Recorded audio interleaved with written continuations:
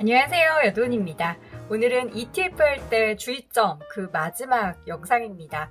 이전에 1탄, 2탄 안 보신 분들, 그리고 왜 제가 이 영상에서 그리고 채널에서 그렇게 ETF 투자를 이야기하는지는 꼭 다른 영상 참고해 보시기 바랄게요.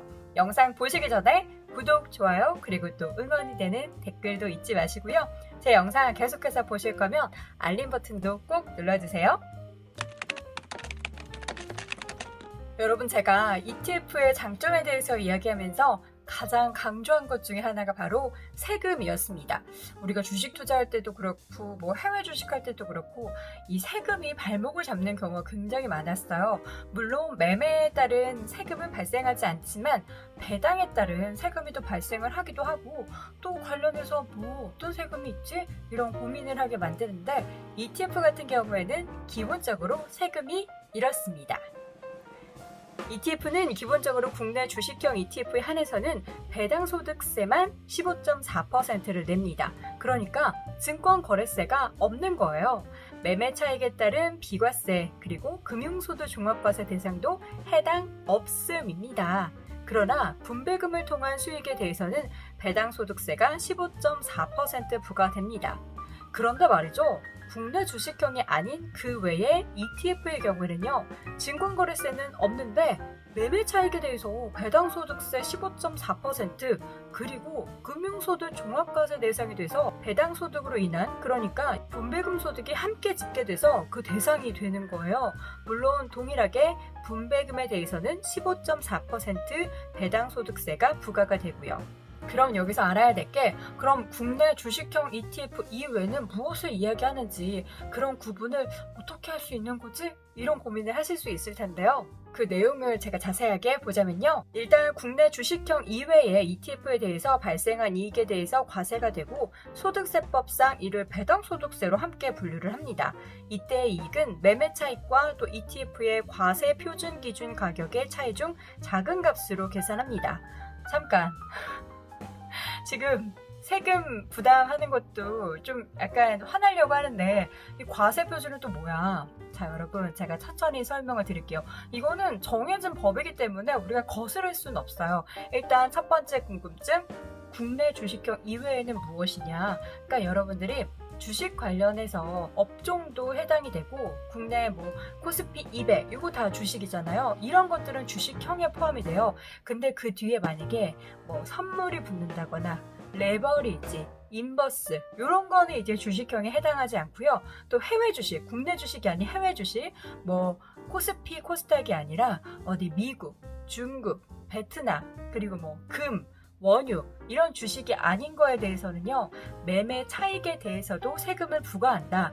그런데 여기에서 이제 두 번째 궁금증 기준이, 내가 100원에 사서 200원에 팔았을 때 그 100원에 따른 차익에 대해서 15.4%가 아니고요. 매도할 때 그 과세 표준이라는 게 또 있어요. 그게 어떻게 또 확인할 수 있느냐? 제가 잠시 후에 그거는 표로 이렇게 정리해 뒀으니까 조금만 기다리세요. 현재가가 1,000원짜리인 ETF를 우리가 1,500원에 매도했다고 예를 들어볼게요. 그 500원에 대한 세금을 부담하는 건 안다라고 말씀드렸죠. 그럼 어떤 기준이냐? 매매 차익인 500원과 같은 동일한 기간 동안에 ETF의 과세 표준 기간의 차이 중에서 작은 값에 세금을 부과합니다. 만약 같은 기간에 과세 표준가가 450원만 올랐어요. 그러면 매매 차익이 500원이 아닌 과표 기준가의 상승분인 450원에 대해서 세금이 부과되는 겁니다. 자, 그러면 여기서 또 세 번째 궁금증이 나와요. 그럼 과표 기준을 어떻게 알 수 있냐고. 빨리 말해! 어떻게 확인해 볼 수 있을까요? HTS에 다 나와요. HTS의 과표 기준이라고 치시면 해당 ETF의 과표 기준가를 확인해 보실 수 있으니까요. 투자하실 때 이 내용 참고해 보시면 좋을 것 같습니다. 우리가 국내 주식형이 아니라 국내 주식이 포함되어 있는데도 해외에 관련한 투자 자산이 좀 포함된 ETF가 있는 경우가 있어요. 60% 이상만 포함이 돼도 이게 국내 주식형에 해당하지 않는데, 이런 ETF는 앞서 이야기했었던 보유기간 과세가 적용이 되는 거예요. 이게 바로 배당소득세로 15.4% 14% 부과되는 그 세금이에요. 보유기간 과세라고 해서 얼마 동안 보유했으니까 네가 그 기간만큼 세금을 내라 이런 게 아니고요. 매도가에서 매수가를 빼고 그 차익에 대해서 세금을 매기는 거고, 세율은 앞서 말씀드린 15.4%, 그리고 이 세금은 자동으로 납부되는 방식이 아니기 때문에 이러한 국내 주식형이 아닌 ETF를 매도한 뒤에는 나의 보유과세 부과 현황에 대해서 꼭 파악하셔야 합니다. 아니 귀찮게 떼가려면 그냥 한꺼번에 다 떼가지, 왜 자꾸 왜 이거 내라 저거 내라 왜 나눠서 하는 건가. 배당소득세는 그냥 한꺼번에 훅 떼가잖아요. 또 이거는 왜 따라 할까요? 이게 근데 생각해보면 우리에게 이득일 수도 있어요. 제가 앞서 잠깐 얘기했었던 그 차액이 우리가 100원에 사서 200원에 팔았다고 200원 기준이 아니고 과표 기준에 있기 때문에 그런 건데, 이제 슬슬 머리가 아파오죠. 뭔 소리야, 대체 뭔 소리야. 그 앞에서 다 우리가 공부한 내용이에요.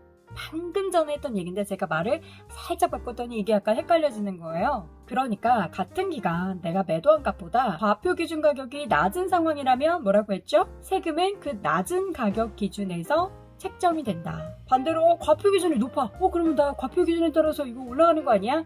제가 말씀드렸죠. 매도할 때 그 가격과 과표 기준 둘 중에서 어떤 값? 적은 값에 적용이 된다라고 말씀드렸잖아요. 그러면 내가 판 가격이 만약 과표 기준보다 낮은 가격이다. 그러면 그 낮은 가격에 따라서 세금이 적용되는 겁니다. 탕탕탕 이제 정리가 되셨죠? 어쨌든 세금은 낸다는 거, 국내 주식형이 아닌 해외 관련한 뭐 이런 60% 이상인 이런 ETF 매매했을 때도 15.4% 그 차액에 따른 세금을 낸다는 거. 15.4%. 그럼 우리가 여기서 또 고민에 빠지게 됩니다. 비과세는 없나?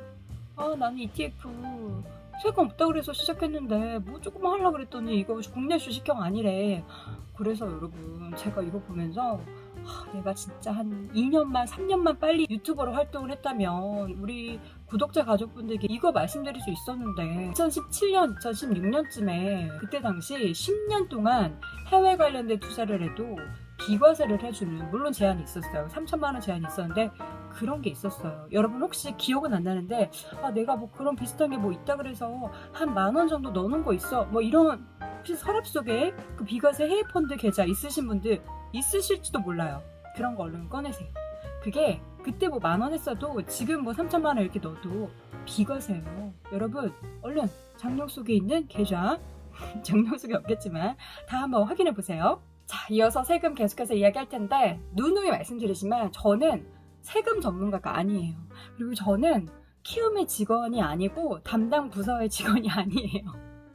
그렇기 때문에 저한테 자꾸 뭐 이거 어떻게 해요, 세금을 어떻게 이렇게 뭐 여쭤보시는 그 마음은 충분히 알겠지만 되도록이면은 담당하는 부서 분들께 물어보는 게 더 좋지 않을까요? 어쨌든 세금은 세무사분들께, 우리 유능하신 분들 많죠, 대한민국에. 자, 그리고 두 번째 세금이 앞서 잠깐 언급했던 분배금, 그러니까 배당처럼 받는 분배금에도 15.4%가 포함되는데, 이거는 국내 주식형이든 그렇지 않은 이외의 ETF든 다 부과가 돼요. 근데 여기에서 다른 점은 금융소득 종합과세에 해당하느냐 그렇지 않느냐의 차이예요. 앞서서 국내 주식형 같은 경우에는 금융종합소득과세에 포함이 안 돼요.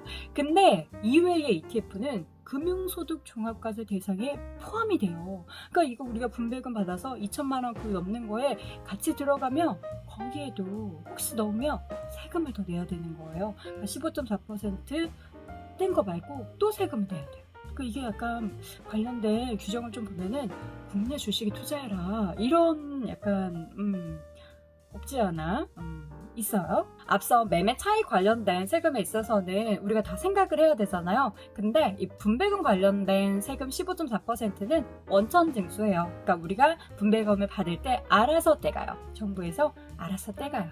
그리고 우리가 무조건 ETF 산다고 분배금 받는 거 아닌 거 아시죠? 제가 이전 영상의 주의점에서 분배금이 있고 없고 차이 제가 꼭 말씀드린 거 있어요. 안 보신 분들 그거 보셔야 돼요. 잠깐 얘기하자면 분배금 안 받으려면 그 기준일 전에 파시면 돼요. ETF 중에서 레버리지 ETF에 세금이 없다면 이렇게 알고 계신 분들이 있어요. 이거는 없다고 할 수도 있지만 기본적으로는 있는 거예요. 근데 적어서 그렇지. 그 내용 확인해 볼까요? 자, 만약에 국내 시장에 상장되어 있는 ETF를 제가 샀어요. 근데 그게 레버리지 ETF예요. 레버리지 ETF는 뭔지 아시죠? 요것도 이전 영상이 또 있어요. 그렇다면 세금이 과연 어떻게 될까? 레버리지 ETF는 제가 주식형이라고 했나요? 주식형이 아니라고 했나요? 아니라고 했어요. 까먹으신 거 아니죠? 까먹지 마요, 제발. 동시에 레버리지 그러면 인버스도 주식형이 아닌 거죠. 요것도 제가 말씀드린 거 때문에 이 보유기간 사이에 매매 차익이 있었다면 세금은 내야 합니다. 그리고 이것도 역시나 과표 기준 상승분과 내가 매도할 때 그 가격 중에서 적은 데 기준으로 해서 세금이 책정이 돼요. 자, 예를 한번 들어볼게요. 이제 예 드는 게 가장 좀 간단하죠. 제가 1,000원짜리 레버리지 ETF를 샀는데 시장이 하락해서 900원에 팔게 됐어요. So sad. 당연히 매매 차익은 마이너스이기 때문에 세금은 부과되지 않아요. 또 다른 경우 1,000원짜리 매수한 레버리지 ETF가 시장이 상승해서 1,500원이 됐어요. 그래서 매도했는데 동일한 기간의 과표 기준가는 1,000원에서 900원으로 하락을 한 거예요. 그러면 이 경우에도 세금은 자, 여러분 세금을 낼까요? 안 낼까요? 안 내죠. 둘 중 적은 쪽이 기준이다라고 여러 차례 말씀드렸죠. 그러니까 세금을 안 내도 된다. 또 세금만 안 내는 거지 손해보는 거잖아요. 세금 내더라도 수익 보는 게 좋겠죠? 자, 그럼 숨을 이제 한번 좀 고르고 열심히 달려왔어요. 우리 거의 끝나가요. 지금 저도 이제 한 장 남았어요. 한 장. 자, 그렇다면 레버리지 ETF에 세금이 왜 거의 없다는 건가? 레버리지 투자하면 다 마이너스라서 그런가? 이렇게 생각할 수도 있는데 그게 아니고요. 제가 내용을 정리해 보도록 하겠습니다. 그 이유는 바로 레버리지 ETF의 경우에는 주로 투자하는 그 상장 주식이나 장내 파생 상품에 같은 경우에 ETF 과표 산정 때 비과세 자산이기 때문에 과표 기준가가 거의 증가되지 않는다라고 합니다. 그래서 매매 차익이 크게 발생했다고 하더라도 같은 기간 과표 기준가가 전혀 상승하지 않거나 상승분이 미미한 경우가 일반적이라고 해요. 그래서 레버리지 ETF가 세금이 적다라고 하는 것도 바로 이런 이유에서입니다. 이해되셨죠? 다만 ETF가 세부담이 적은 것일 뿐이지 비과세가 아닌 거예요. 오해하면 안 돼요. 자, 우리가 주의점을 이렇게 해서 쭉 이야기를 했는데 이 주의점을 미리 아는 건 막상 닥쳤을 때 뭐야 뭐 이런 게 있었어 하면서 그때 막 찾아보면은 굉장히 머리 아플 수가 있어요. 그러니까 여러분들이 ETF 투자하시기 전에 이런 점들 그렇게 많지는 않잖아요. 영상 3가지로 제가 정리해 드렸으니까요. 꼭 참고하셔서 ETF 투자 성공적으로 하시기 바랍니다. 자, 오늘 영상은 여기까지고요. 저는 다음 영상으로 또 돌아올게요. 고맙습니다.